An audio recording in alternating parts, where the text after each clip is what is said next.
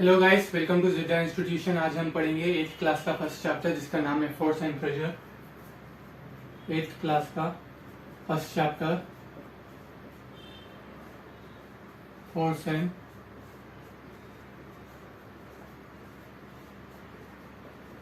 Pressure, इसके बारे में पढ़ेंगे। इसमें हम 6 सब टॉपिक्स में डिवाइड करके पढ़ेंगे। जैसे फर्स्ट वन है हमारा फोर्स, सेकेंड वन है types of force, third one है एक्सप्लोरिंग फोर्स, फोर्थ वन है effects of force, fifth one है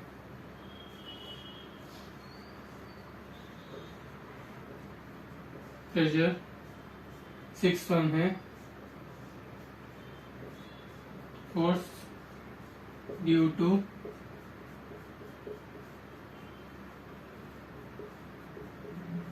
इंट्रैक्शन।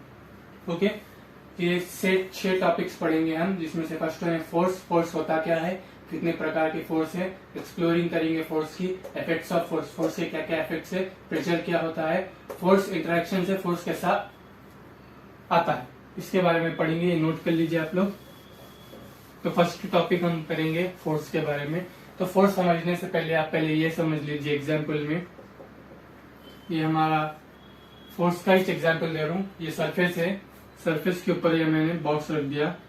ओके, अब ये बॉक्स को हमें पोजीशन ए से पोजीशन बी पे लेके जाना है।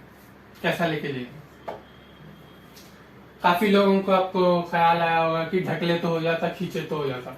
वो ढकलने को और खींचने को क्या बोलते बोले तो push and pull, push and pull बोलते। अब जो ढकलना सोच रहे उन्होंने पुश बोले, जो खींचेंगे बोले तो भी हो जाता पुल। तो दो तरीके से आप इस बॉक्स को पोजीशन ए से पोजीशन बी पे लेके जा सकते। अब वो कैसा, देखिए आप, बॉक्स हमारा जो कि इनिशियली रेस्ट पोजीशन पे है, रेस्ट मतलब अपनी जगह ठहरा हुआ है, उसे हम इनिशियल पोजीशन से final position, okay, initial position से फाइनल पोजीशन पे कैसा लाएंगे। फर्स्ट पुश करेंगे हम बॉक्स को, हम अपनी बॉडी के वेट से बॉक्स को ढक लेंगे। या ये आप है, ओके, ये आप यहाँ फोर्स अप्लाई कर रहे हैं, पुश, जिसकी वजह से बॉक्स आपका ए पोजीशन से मूव होता हुआ बी पोजीशन पे आ गया। तो ये हो गया फर्स्ट वन, पुश के बारे में। अब पुल कैसा करेंगे? ये तो पुश कर दिया आपने, बॉक्स को पीछे से पुश कर दिया, मतलब अपनी बॉडी से, ये आपकी बॉडी है, आपकी बॉडी से आप फोर्स लगा रहे तो मूव अवे फ्रॉम बॉडी कर रहे, आपकी बॉडी से दूर भेज रहे उसको, तो वो पुश हो गया। अब आप उसको नजदीक कैसे लेंगे? वही, अगर आप ये बॉक्स को यहाँ रस्सी बन दिए, रस्सी बन के यहाँ से ऐसा खींचे, इसको खींच लेते लेके गए, तो क्या हो जाएगा? पुल। मतलब बॉक्स को आप अपनी तरफ खींच रहे, रस्सी बनकर अपनी तरफ खींच रहे। तो इस दो प्रकार से आप बॉक्स को पोजीशन ए से पोजीशन बी पे लेके जाएंगे। तो आपको एग्जाम्पल समझ में आ गया पुश का, पुल का। पुश का मतलब यहाँ से फोर्स अप्लाई करते करते करते करते बॉक्स को एंडिंग पोजीशन पे लेके आए। पुल का मतलब यही रस्सी पकड़ लेते हुए, ये रस्सी से ऐसा खींच लेते एंडिंग पोजीशन पे लेकर, तो इसको पुश और पुल बोलते हैं। तो अब फोर्स का डेफिनेशन देखेंगे अपन। पुश और पुल तो समझ में आ गया आपको, पुश किसको बोलते, पुल किसको बोलते। तो फोर्स, एनी पुश और पुल इज कॉल्ड फोर्स। या ऐसा भी लिख सकते हैं आप, एनी पुश और पुल और both is called force. Force can't be seen, मतलब आप फोर्स को देख नहीं सकते अपनी आंखों से, समझ गए? अब मैं ढकल रहा हूं कोई चीज को, तो मैं वो जो चीज को ढकल रहा हूं और वो चीज के और मेरे बीच में जो फोर्स है वो आपको दिखती नहीं दिखती, सिर्फ but you can feel it and absorb its effects. Okay, any push or pull is called force, but you can't see the force, you can feel it or absorb it. ये हो गया हमारा फोर्स का definition. अब force के कितने प्रकार के फोर्स बोला था मैं, पुश और पुल, और उनका भी डेफिनेशन देख लेंगे, ये नोट कर लो आप। Push,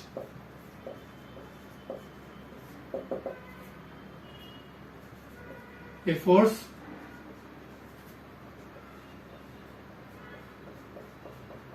applied to move away from bodies. मतलब ये आपका वो हो गया सरफेस, ये बॉक्स हो गया, ये आप है, ये आपकी बॉडी है। फॉर एग्जाम्पल आप फोर्स अप्लाई कर रहे, आपकी बॉडी से आप फोर्स अप्लाई कर रहे कि डिस्टेंस बने आप में और जो ऑब्जेक्ट में, बॉक्स में, तो उससे हम पुश कहते हैं। पुश का मतलब a force is applied to move away from body. आप ये बॉडी से इस ऑब्जेक्ट को मूव कर रहे, तो इन दोनों के बीच में डिस्टेंस ला रहे, इसे हम पुश कहते हैं। ओके, अब वही पुल देख लो, पुश का ऑपोजिट पुल है pull. A force is applied to move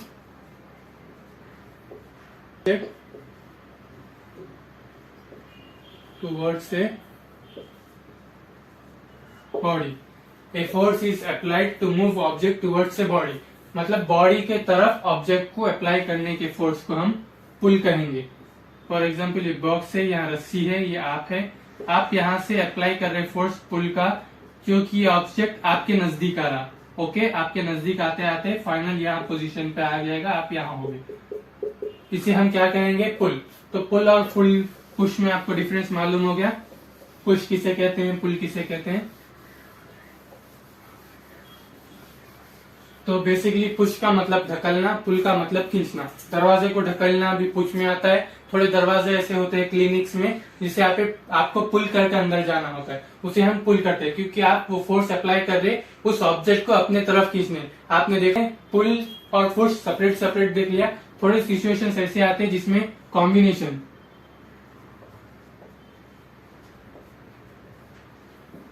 of pull and push होता है, जैसा कि first one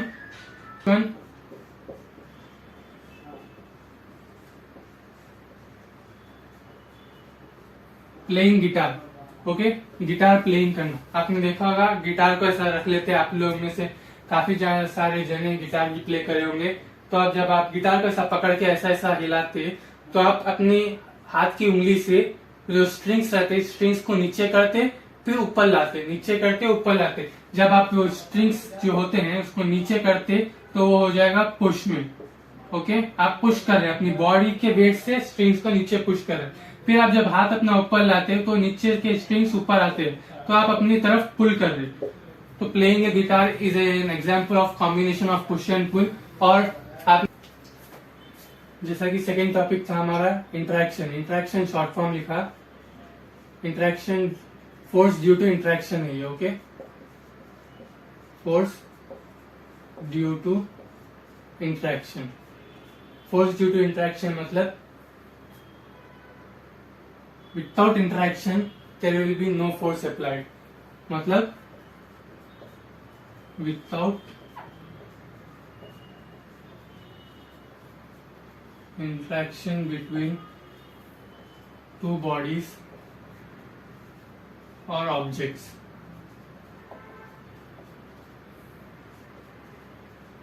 force can't be produced।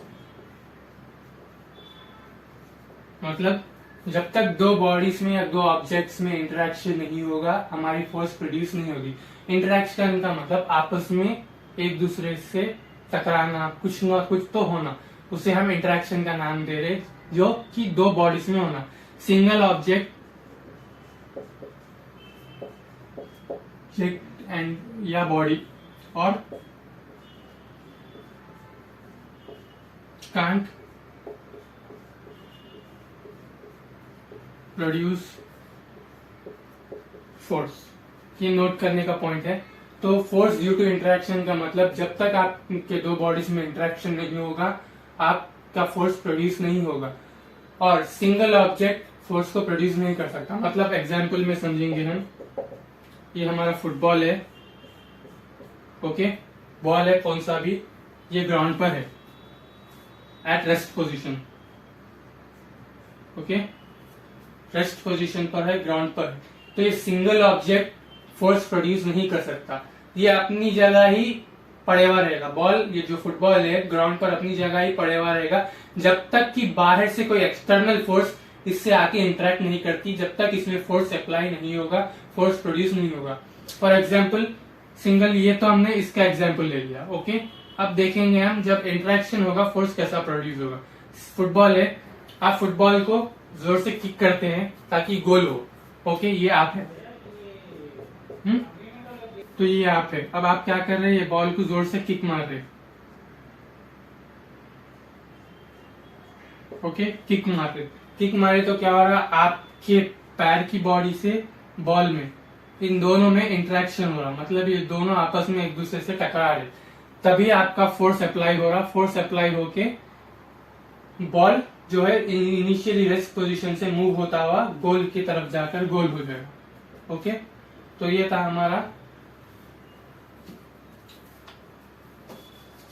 ये था हमारा interaction due to force due to interaction. जब भी दो चीजों में इंटरेक्शन होगा फोर्स प्रोड्यूस होगा, ओके।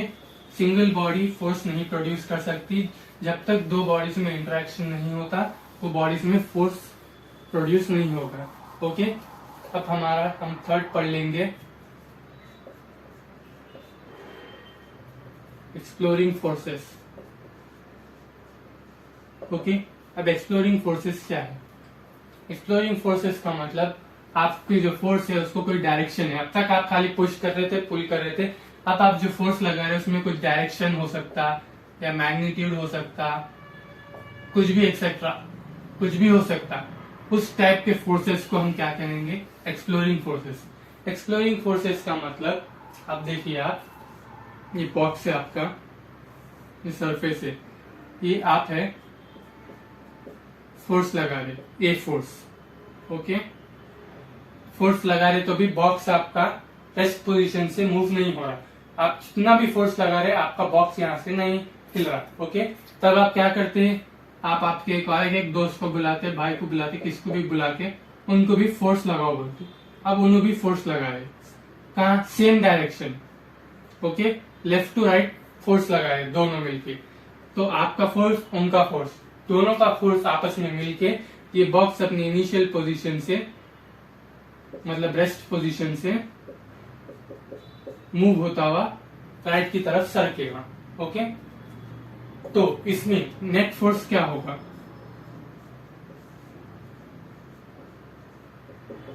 नेट फोर्स का मतलब जितना फोर्स आप लगा रहे उस फोर्स का कॉम्बिनेशन को हम नेट फोर्स कहते हैं।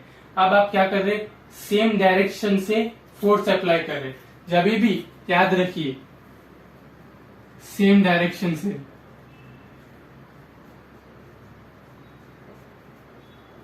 से, फोर्स अप्लाई होती है तो आपका net force is sum of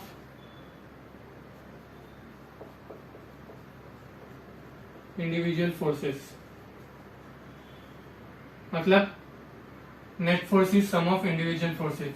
अगर आपका जो फोर्स लग रहा हमेशा एक ही डायरेक्शन से आ रहा तो आप क्या करना, नेट फोर्स निकालने के वास्ते सम ऑफ इंडिविजुअल फोर्सेस करना, मतलब सम ऑफ ए प्लस बी। तो आपका नेट फोर्स हो जाएगा ए प्लस बी। इसका फोर्स मिला के आपका बॉक्स मूव हो रहा तो नेट फोर्स आपका ए प्लस बी हो जाएगा। कब? जब आपका फोर्स सेम डायरेक्शन से आ रहा, ओके। ये हमारा फर्स्ट था। सेकेंड में क्या होगा, ये बॉक्स है, यहां से भी फोर्स अप्लाई कर रहे हैं आप, यहां से भी फोर्स अप्लाई कर रहे हैं आप, ओके।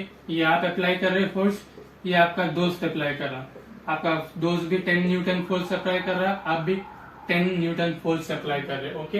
दोनों का 10-10 है। जब दोनों इक्वल फोर्स होगा, equal force equal and opposite. जब आपका फोर्स ऑब्जेक्ट पे इक्वली एंड ऑपोजिट अप्लाई होगा तो आपका नेट फोर्स इक्वल टू 0 हो जाएगा, क्योंकि ये आपस में कैंसिल हो जाएगा, क्योंकि इक्वली अप्लाई हो रहे फोर्सफुल के। ये सेकेंड वाला है।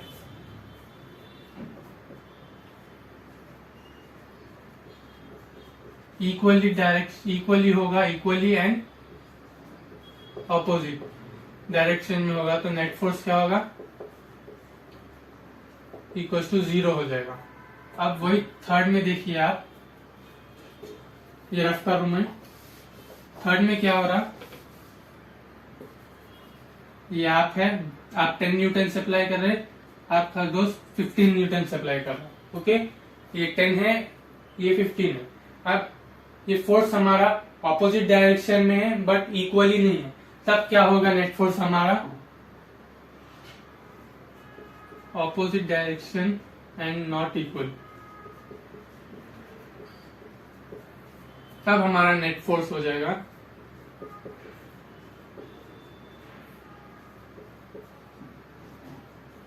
subtract from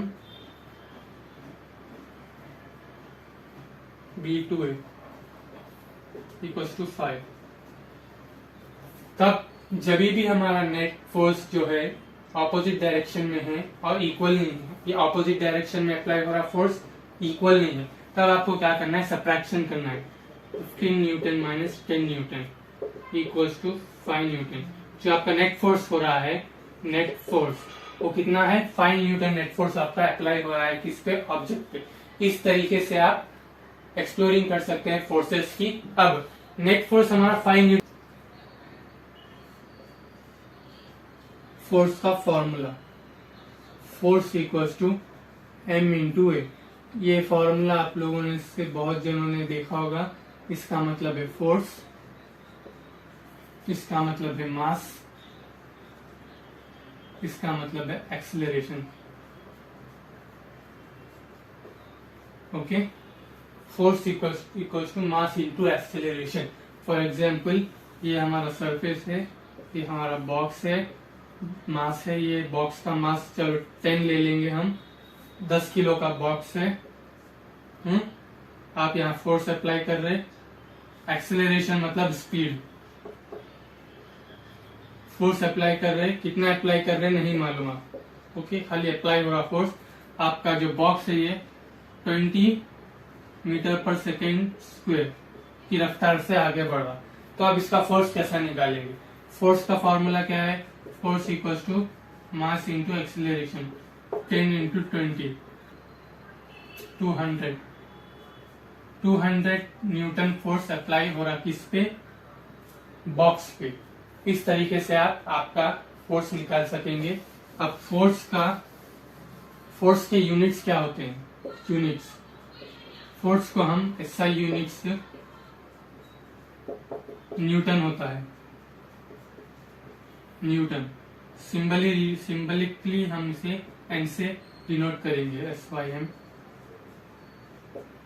तो फोर्स का यूनिट क्या है, न्यूटन है, सिंबल N है। तो कभी भी आपको जो फोर्स होगा न्यूटन, आपको एग्जाम में भी क्वेश्चन में आएगा 10 न्यूटन फोर्स इज अप्लाइड, तो मतलब 10 न्यूटन ही आपका फोर्स है। ओके, एक्सेलरेशन देगा, मास फाइंड आउट करो बोलेगा, तब आप क्या करोगे, force equals to mass into acceleration.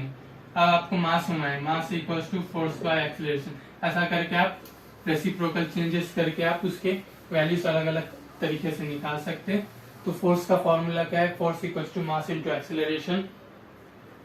इसके फोर्स के क्या थे,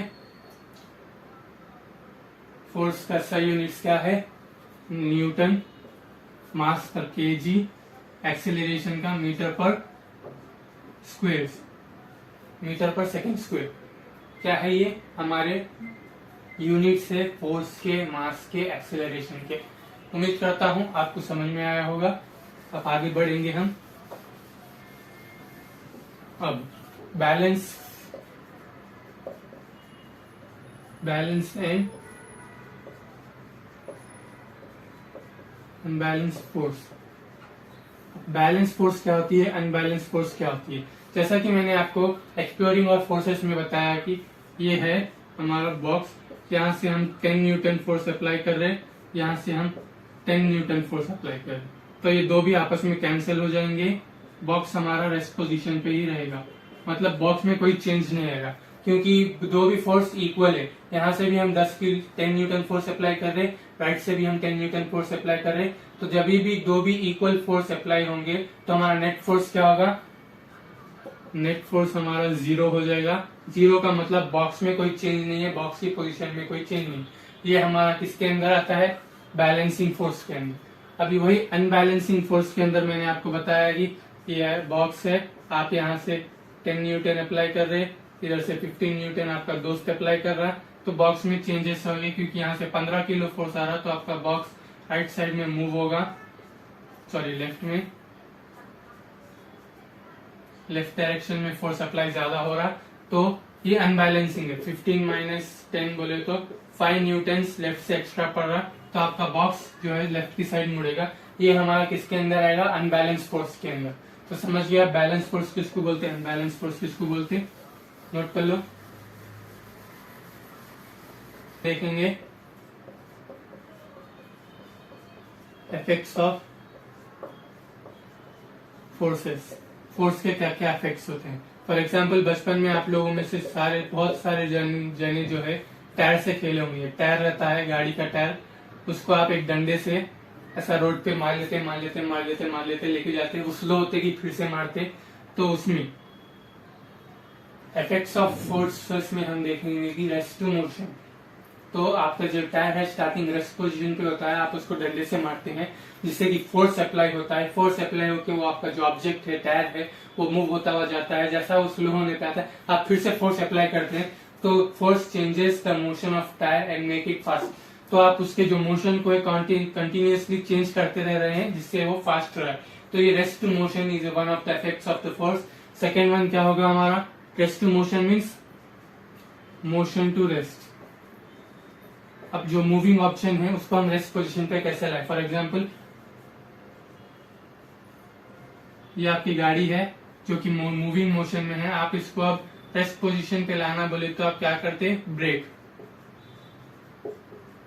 अप्लाई करते। ब्रेक करने से क्या होगा, ब्रेक आपका जो जितना भी मोमेंटम टायर्स में है, टायर में जितना भी मैग्नीट्यूड मोमेंटम जो भी है वो क्या करेगा, ब्रेक उसको स्लोली डिक्रीज करेगा, रेट ऑफ मोमेंटम डिक्रीज करेगा, जिसकी वजह से आपका कार जो है फिर से रेस्ट पोजीशन पे आके रुकेगी। तो मोशन टू रेस्ट करने के लिए आप उससे ब्रेक लगाते हैं, रेस्ट टू मोशन करने के लिए आप फोर्स अप्लाई करते हैं। ओके, और सेकेंड चेंजेस एग्जाम्पल के तौर पे, फॉर एग्जाम्पल रबर बैंड ले लीजिए। रबर को आप जितना स्ट्रेच करें उतना स्ट्रेच होगा, क्योंकि आप वहां फोर्स अप्लाई कर रहे हैं। फोर्स अप्लाई करने की वजह से आपका रबर स्ट्रेच हो रहा है, that also one kind of effects of force. Force apply करने की वजह से ही आपका रबर जो है स्ट्रेच हो रहा है, बेंड हो रहा है, जो भी हो रहा है। तो ये आते हैं हमारे किसके अंदर, इफेक्ट्स ऑफ फोर्सेस के अंदर। अब आगे क्या देखेंगे, ये आगे है हमारा types of forces, type of forces. Type of forces में आपके फोर्सेस 2 टाइप्स में डिवाइड है, contact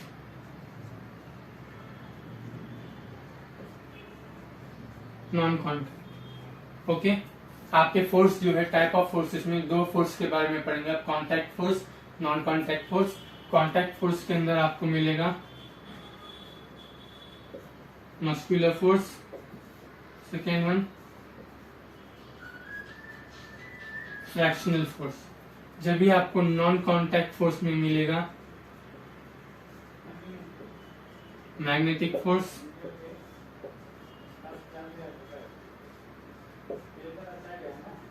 electrostatic force, gravitational force. Okay, आपको टाइप्स ऑफ फोर्सेस में 2 टाइप्स में डिवाइड होता है types of forces, contact force, non contact. There are 2 types of forces, contact force and non contact forces. अब आपको contact force में आपको पहला है मस्कुलर फोर्स, सेकेंड है frictional force. Non contact force में आपको magnetic force, electrostatic force, gravitational force. अब हम इसको सीरियल वाइज पढ़ेंगे। फर्स्ट हम आ जाएंगे कांटेक्ट फोर्स में। कांटेक्ट फोर्स में आपको क्या होता है बोले तो मस्कुलर फोर्स। कांटेक्ट का नाम सुनते ही आपको क्या समझ में आ गया? ए force which can be applied on a body when it is in contact. मतलब फोर्स हमारा तभी अप्लाई होगा जब वो बॉडी हमारी किसी फिजिकल कांटेक्ट में होगी।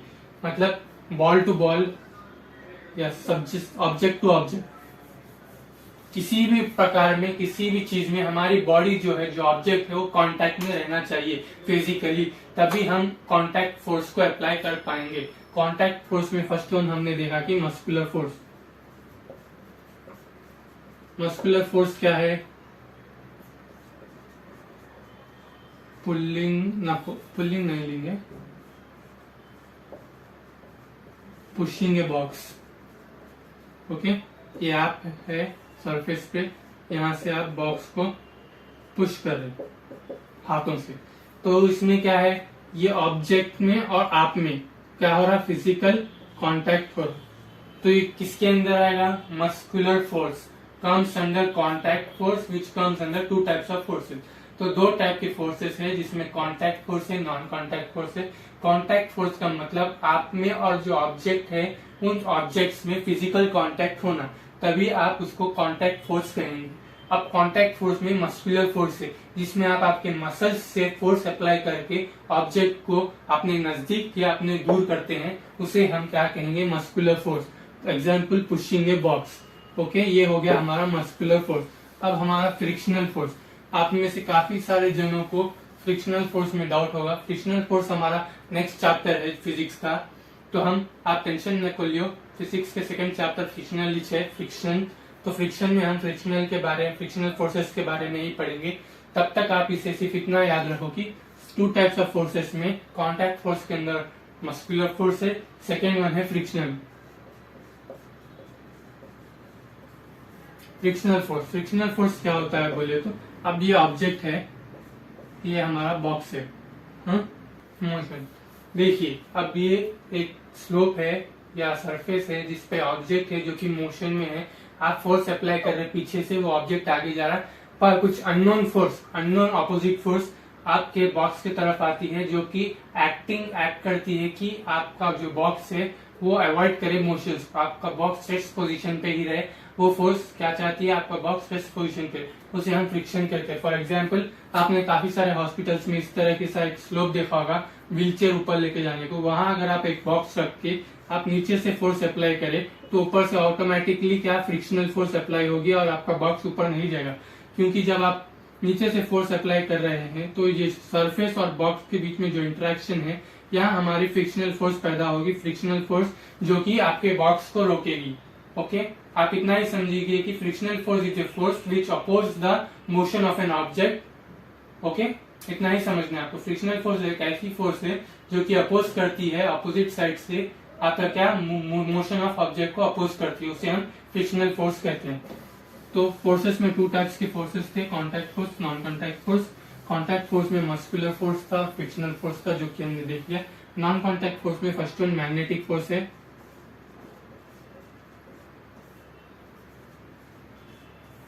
नॉन कांटेक्ट फोर्स में फर्स्ट वन मैग्नेटिक फोर्स है। मैग्नेटिक फोर्स का मतलब आप लोगों ने बचपन में बहुत सारे जने मैग्नेट से खेले, मैं भी खेला। तो उसमें क्या होता है बोले तो मैग्नेट, दो मैग्नेट को जब आप नजदीक एक डिस्टेंस पे लाते हैं, आप उनको टच करने से पहले ही वो आपस में एक दूसरे से अट्रैक्ट हो जाते हैं। ओके, क्यों होते हैं वो attract? Due to force of attraction. Magnets के बीच में फोर्स ऑफ अट्रैक्शन होती है जिसकी वजह से वो आपस में एक दूसरे से सडनली अटैच हो जाते हैं। वहीं अगर आप ये north pole south pole north pole के मैग्नेट को ऐसा रख दो, साउथ पोल कभी भी आपस में अट्रैक्ट नहीं होते, क्योंकि सेम पोल्स रहने की वजह से वो अपने आप को रिपल्स करते हैं। रिपल्सिव फोर्स पैदा होता है जो मैग्नेट्स अपने आप से दूर होते हैं। वहीं आप नॉर्थ साउथ रखो पोल्स को, वो आपस में अट्रैक्ट हो जाएंगे। ओके, कभी भी मैग्नेटिक फोर्स, अगर हम मैग्नेटिक फोर्स का मतलब एक force which is extracted due to magnetic field. Magnetic field की वजह से मैग्नेटिक फोर्स बनती है जो कि मैग्नेट्स के बीच में होती है। अगर आप नॉर्थ साउथ को अलग अलग रखेंगे तो वो अट्रैक्ट हो जाएंगे, साउथ साउथ को सेम पोल्स को एक साथ रखेंगे तो रिपल्सिव हो जाएंगे। ये था हमारा मैग्नेटिक फोर्स के बारे में। ओके, अब देखिए आप इलेक्ट्रोस्टैटिक फोर्स। अब इलेक्ट्रोस्टैटिक फोर्स क्या है? आप लोगों ने काफी सारे जने बचपन में क्या करे होंगे, तो स्केल रहती, स्केल को क्या करो अपने सिर पे घसो, घस के पेपर के टुकड़े रहते ना, पेपर को फाड़ के ऐसा उसके ऊपर रखो, तो क्या पेपर के जो पीसेस है वो अपने स्केल पे चिपक जाते हैं। अब वो कई को होता due to electrostatic force. Electrostatic force का मीनिंग क्या है बोले तो extracted by a charge body on another charge body. Okay, जो आपका फोर्स है वो एक्सटेंड हो रहा है चार्ज बॉडी से दूसरी चार्ज बॉडी पे, उसे हम क्या कहेंगे? इलेक्ट्रोस्टैटिक फोर्स कहेंगे। मतलब जब आप आपकी स्केल को, रूलर को अपने सिर पे घसते हो, घसने की वजह से जो आपकी रूलर है, रूलर वो क्या हो जाती है? चार्ज हो जाती है। It becomes a charge body. तो आपकी जो स्केल है अब वो एक चार्ज बॉडी है। अब आप उस चार्ज बॉडी को क्या कोई दूसरी चार्ज बॉडी से या अनचार्ज बॉडी से, जो आपका ऑपोजिट जो ऑब्जेक्ट को आप स्केल अप्रोच कर रहे हैं पेपर को, तो पेपर में भी चार्ज, में भी डिस्चार्ज। ओके, आपका पेपर भी एक चार्ज बॉडी हो सकती है या नहीं हो सकती, उससे हमें फर्क नहीं पड़ता।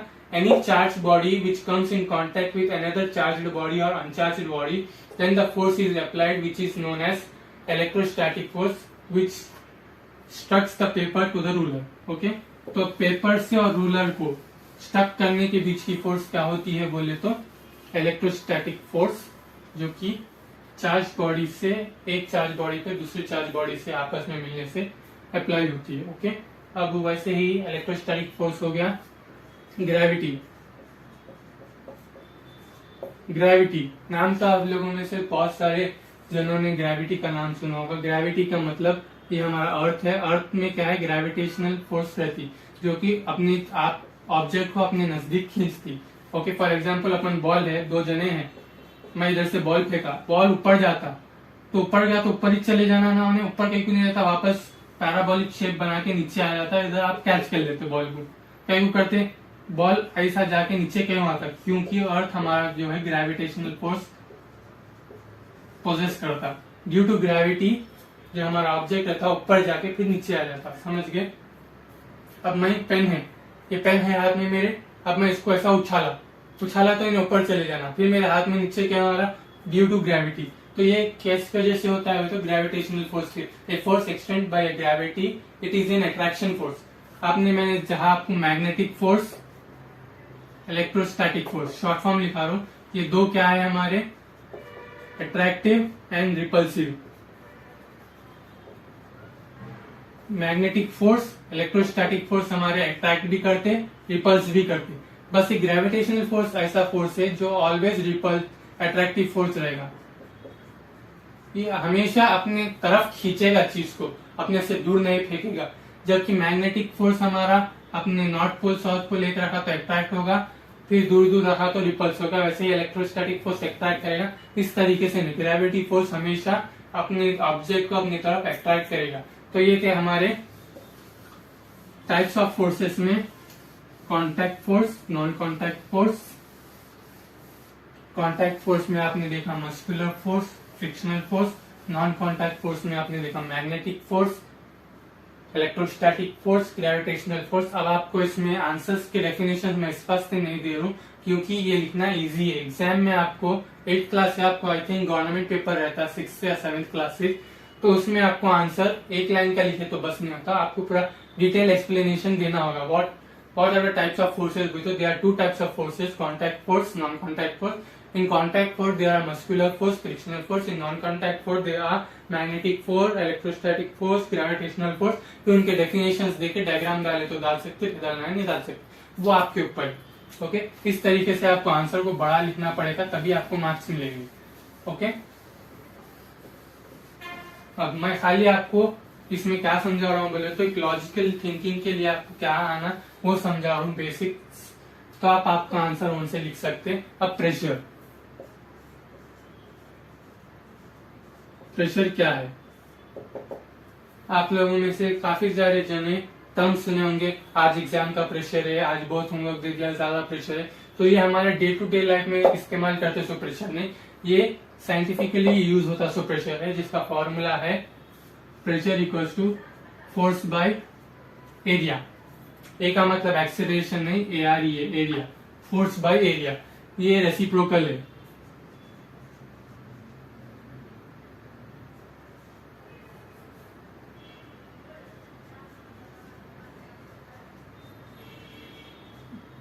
इनवर्सली रेसिप्रोकल है, क्योंकि अगर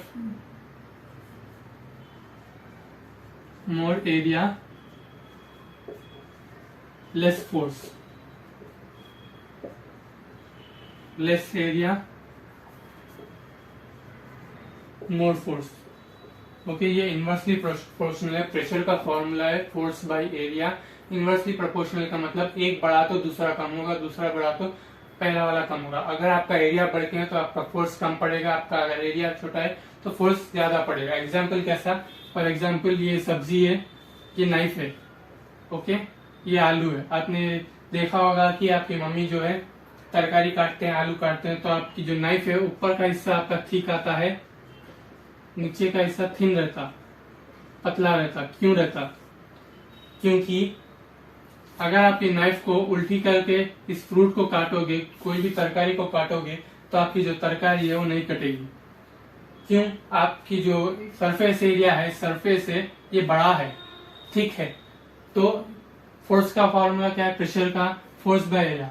मोर एरिया रहा तो लेस फोर्स लगेगा। यहाँ आपका एरिया ज्यादा है, थिक एरिया है, इसकी वजह से आपका जो है, अगर आप उल्टा रख के काटेंगे तो प्रेशर अप्लाई नहीं होगा, फ्रूट सही से नहीं कटेगा, कटेगा तो भी सही से नहीं कटेगा। वही आप अगर